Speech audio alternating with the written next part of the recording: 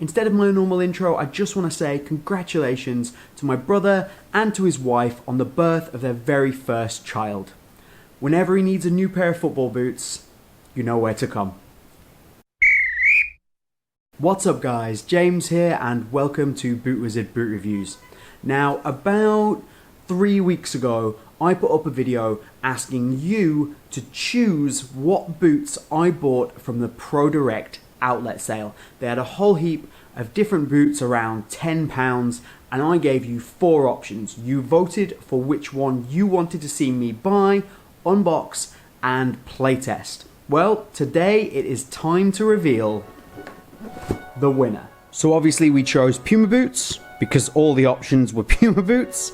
My favorite thing about these before I even open the box is that the average contents is 2. So it's good to know that there will be 2 boots in this box. Let's get to the big reveal. And there we have it. You guys voted for the Puma PowerCat 4s. So this is like a serious takedown version of the Puma PowerCat. Now, the Puma PowerCat 1s are actually very good boots. Really underrated actually. But the 4's not something I ever tried. So, you know, let's go into this with an open mind.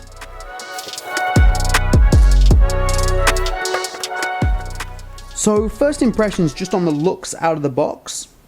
I actually think these look alright. I like the bright yellow with the red, the dark navy, almost a little bit purple in the Puma and in the sole plate. Red stud tips on this crazy AG stud pattern with all the studs in the world from Puma. From a purely looks perspective, I don't think these look bad at all. So if you ever owned or saw a pair of Puma PowerCat 1s, these are obviously very reminiscent of that. They have all the same design elements, everything like that, but obviously it's a takedown. It's the same story as we have these days.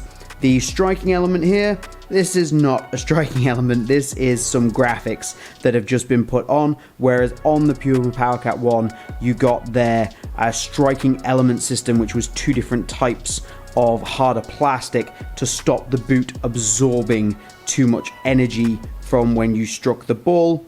It also didn't work. But and then the sole plate is the AG sole plates. This is what you guys went for. I think because it's crazy. The Puma PowerCat 1 had a crazy stud pattern anyway. It had 6 studs in the heel. The AG version has about a gazillion studs. This is crazy. And they do seem a little bit long for an AG boot, if you ask me. Look at that stud. That stud is longer than anything you're going to find on an FG boot these days. So the PowerCat 1 was leather and synthetic, so it had that seam here which transitioned from a synthetic material to a leather material. In this instance, you've actually got synthetic all the way around, but they've kept the seam and the stitching just to look like the PowerCat 1. But it's actually, you know what, I think that the synthetic out of the box is softer than it was on the PowerCat 1 leather out of the box. Obviously it won't soften up quite as much, but I have held harder, less pliable boots in my hands from big brands recently than this. This is not too bad at all. It's also been a while since I've seen this. Sole plate held on by a rivet. So throwing these on feet, I still think they look pretty good. I'm not against these at all. In terms of the fit, it's really weird. It's like the boot is wide in the heel, a super amount of width through this midfoot area, but then as soon as you get to here, it starts to kind of tighten in a little bit. But underfoot, it's actually very nice. The insole is actually super thick, and then these 800 studs that are under the boot, which are also in like a basically rubber, so they feel kind of springy, actually gives the underfoot a really nice amount of cushioning and padding.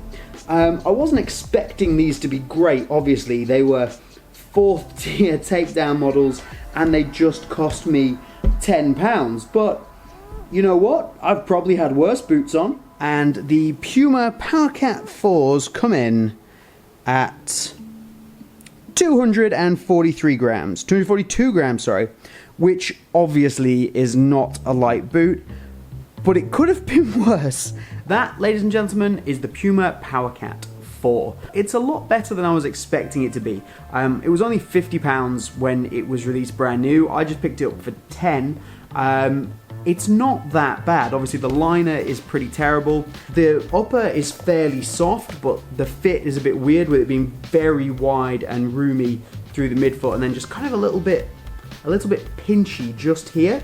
But there's still plenty of room. It feels like a real durable boot. I imagine this would last quite a long time. The tongue's not bad, the lacing system's decent. The sole plate for the money is actually fairly good. It's not the best, but it's £10. Like, as a boot, if you are on a serious budget and you just want to pick up a pair of boots for £10 to go and rock, it's not that bad. It'll do the job. It's pretty good. So that is everything from BootWizard today. I hope you enjoyed it. I hope you enjoyed selecting the boots. If you did, let me know down in the comments and we'll do this again when someone else does a big sale, outlet sale or giveaway. Make sure you are subscribed because I'm going to be giving these away. And then also remember to like this one. If you like these slightly more fun, less serious videos about some random boots, then hit the like button. That's all from BootWizard today. Have a good one, and we'll see you soon.